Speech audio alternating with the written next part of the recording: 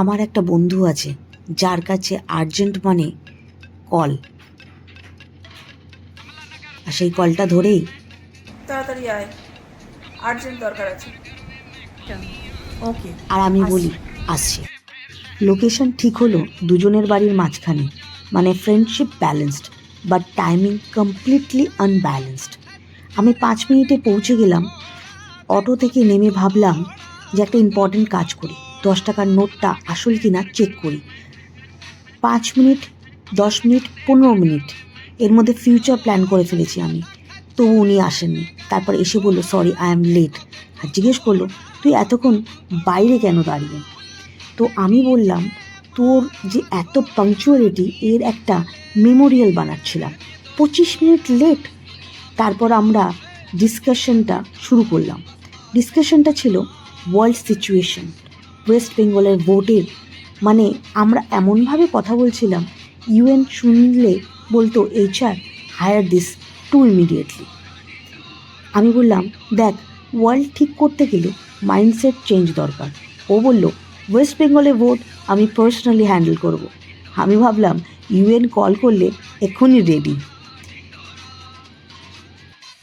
এরপর আমাদের সামনে উপস্থিত হলো ডিসকাশনের রসদ, মানে এইটা আমাদের ডিসকাশনকে আরেকটু ভালো মতো করতে সাহায্য করবে।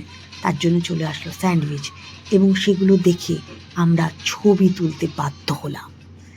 ছবিটা আমরা তুলে নিলাম ভালো মতো। তারপর আমরা ব্যাক টু দ্য ডিসকাশন।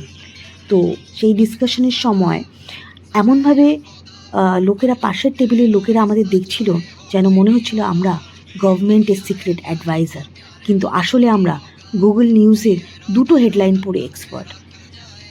ও আমাকে বলল আমি যদি CM হতাম। আমি বললাম তুই আগে সময় মতো আসতে এসে তারপর রাজ্য চালালো। ঠিক বলেছিস, আগে আমরা রসদটা শেষ করি, তারপর আরও ডিসকাশন বাকি রয়েছে।